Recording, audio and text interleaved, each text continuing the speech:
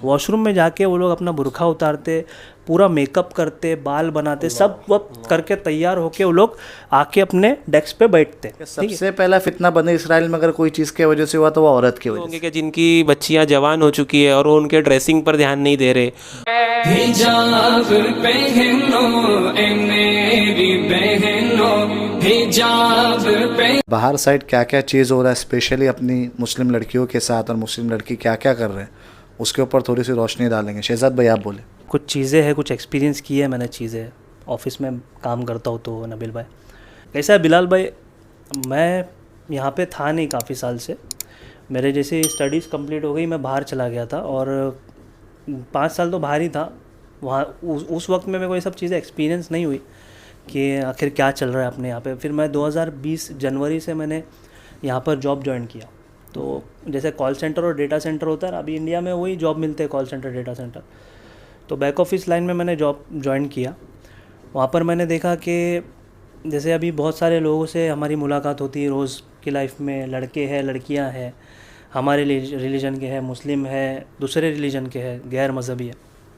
तो कैसा होता है, उनसे मुलाकात होती है, उनसे बातचीत होती है। तो ये सब चीज़ों में मेरे को पता चला, मैंने बहुत लोगों से बात किया तो वहाँ पर ऐसी लड़कियाँ थी कि आज तक वो मुसलमान है और कल वो गैर मज़हबी बन गई। कल वो टीका लगा के आ रही है और साड़ी पहन के आ रही है, और मतलब उसका दिल भी उसमें वो नहीं काँप रहा है इस चीज़ को। एटलीस्ट अपने बच्चियों पे ध्यान दो। कहाँ ऑफिस जा रही है, घर से निकल रही है तो ऑफिस जा रही है क्या, या कहीं और तो नहीं जा रही है। मोबाइल आ गए बड़े बड़े, कम्युनिकेशन ईजी हो गया है, कम्युनिकेशन बहुत ईजी हो गया है। तो मोबाइलों से इतना कम्युनिकेशन ईजी हो गया है, 1 सेकंड में ओला ऑटो बुक हो जाती है। ओला ऑटो में बुक करके तुम्हारी लड़की कहाँ जा रही है तुमको भी नहीं पता।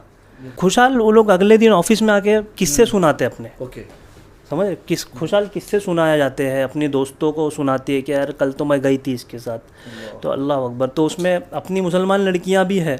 तो मैं पर्टिकुलर किसी का नाम नहीं लूँगा क्योंकि वो अलग अलग बैकग्राउंड से आती है, अलग अलग जगह से आती है, किसी की फीलिंग को अपने को हर्ट नहीं करना है। लेकिन बस ये है, मैसेज पहुंचाना है माँ बाप तक कि अपने बच्चों पे ध्यान दो। वो मोबाइल में क्या कर रही है, क्या देख रही है, किससे बात कर रही है। बड़े बड़े मोबाइल है, तुमको नहीं आता है, चैट्स करके डिलीट कर दिए जाते हैं, है ना। तो वो सब है, किसी और के नाम से किसी और का नंबर सेव होता है। तो बहुत सारी चीज़ें होती है, कहाँ जा रही है। और फिर बाद में ऑफिस में जैसा चल रहा है ना भाई, मैं एक बात बताऊँ, आजकल प्यार मोहब्बत के मामले बहुत हो गए। उसके बाद में कैसा होता है, घर में नफसा नफसी का माहौल। हमारे मुसलमान लोगों में मैंने तो ये देखा भाई, बड़े का कुछ खा के ना भाई, हकीकत बोलूँ, बड़े का कुछ खा के ना मुसलमानों के दिमाग एकदम ना अपने गए काम में से। मतलब सिर्फ गुस्सा, जज्बा और यही बचा है, दूसरा कुछ नहीं, ठंडे दिमाग से। तो अपने घर में बच्ची है, माँ है, बहन है, बस कुछ नहीं, कुछ भी हुआ गाली गलौज यही चलता है घर में।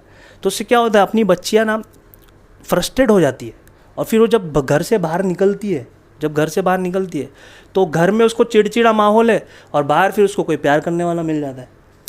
धोखा देने वाला तो कैसे भी शक्ल में देगा, शैतान कोई भी शक्ल में आएगा, है ना।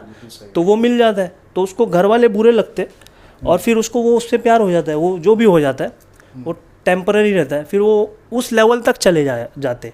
या तो फिर वो अपना, मतलब बोले तो अभी सामने वाला लड़का अगर गैर मज़हबी भी है तो वो मज़हब भी चेंज कर लेती है। सामने ऐसी लड़की थी, मैं नाम नहीं लेना चाहूँगा, कि आज तक के मुसलमान थी और कल वो, जैसा मैंने बताया, टीका लगा के आ गई।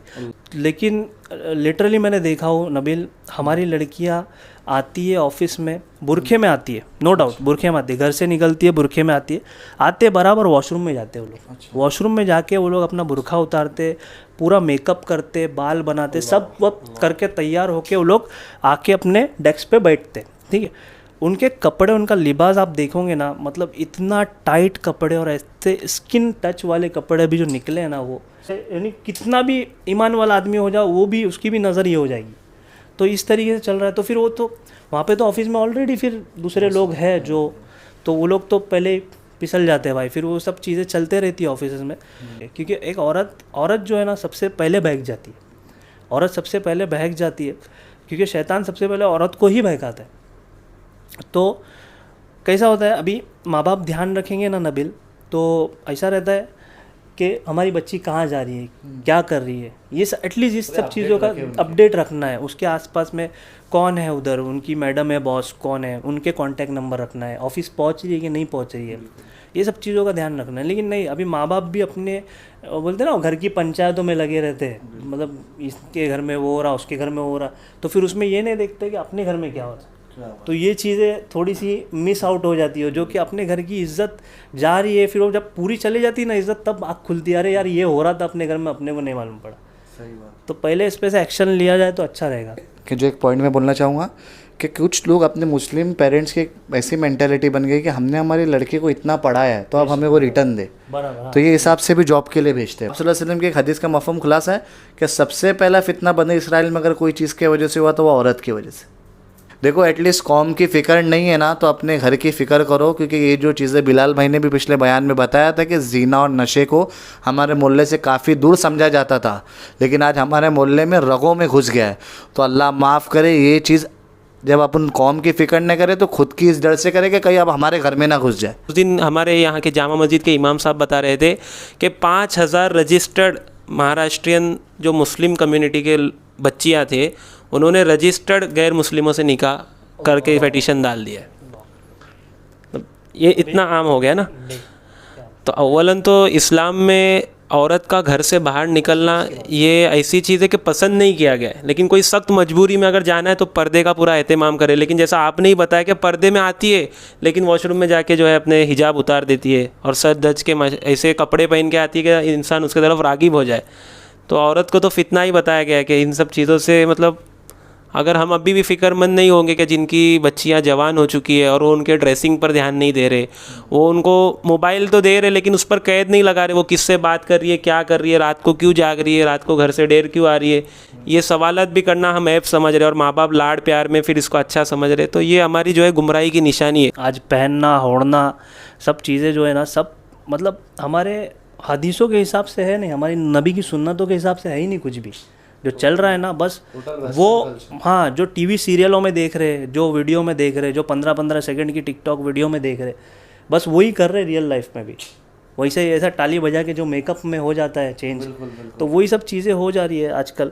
अपने ज़्यादा लड़के नहीं हैं ऑफिस में, लेकिन गैर मज़हब वाले क्या होते हैं, वो लोग पढ़ लेते, पढ़ाई अच्छी हो जाती है, उनकी स्टडीज़ अच्छी हो जाती है, उनके माँ बाप उन पे ध्यान देते, वो लोग स्टडीज़ कर लेते, लड़की हो उनकी लड़के हो, वो लोग स्टडीज़ करके वो ऑफिस के लेवल पे पहुँचते और अपनी लड़कियाँ पहुँचती है फिर। तो जब अपनी लड़कियाँ जा रही है, अपने लड़के नहीं है वहाँ पर देखने के लिए, अपने आदमी नहीं है वहाँ पर देखने के लिए, तो वहाँ पर वो उनका मिलाप हो जाता है और वो फिर चीज़ें जो नहीं होना चाहिए वो भी होती है। ना अपने बच्चों को मारे ना सख्ती करे, बस ध्यान दे, ध्यान इतना दे कि अपना क्यों टच हो जावे, कहाँ जा रही है, क्या कर रही है, कहाँ मेरा बच्चा भी जा रहा है, लड़का भी नहीं, लड़की नहीं, सिर्फ लड़का भी कहाँ जा रहा है, किससे मिल रहा है, क्या कर रहा है, वो सब चीज़ों को थोड़ा बांध के रखो।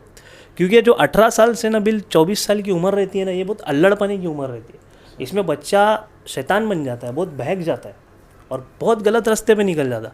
तो 18 से 24 के दरमियान के बच्चों पे तो बहुत ज़्यादा माँ बाप को ध्यान देना है।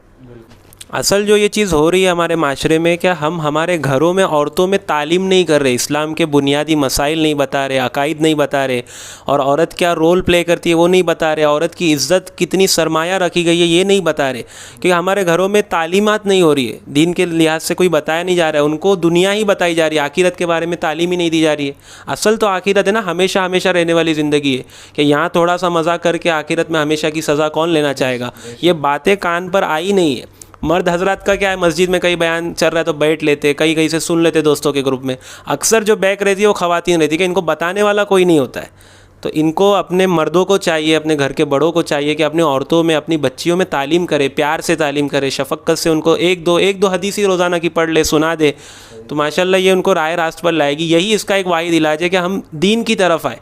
दुनिया का थोड़ा सा नुकसान हम बर्दाश्त कर सकते हैं, लेकिन आखिरत का नुकसान हम बर्दाश्त नहीं कर सकते। यही वही बहुत बहुत शुक्रिया मेरे दोस्त शहजाद का। माशाल्लाह 5 साल ये दुबई और ओमान में थे और वहाँ पर उन्होंने ये माहौल नहीं देखा, इधर आके देखा तो बहुत ज़्यादा डिस्टर्ब थे। Behind the camera, behind the scenes इन्होंने बहुत कुछ बोला है, बट हम वो नहीं बोल सकते आपको, हमारे रोंगटे खड़े हो चुके। बस इतनी दुआ है कि अल्लाह हमारी कौम की हिफाजत फरमा। और जैसे बिलाल भाई ने कहा, बहुत इंपॉर्टेंट है कि प्लीज़ अपने घर में तालीम शुरू करो। एटलीस्ट वो एक दो हदीस सुन के थोड़ा तो अल्लाह का खौफ होगा। तो अल्लाह के वास्ते ये भी एक रिक्वेस्ट है। वो आखिर दाव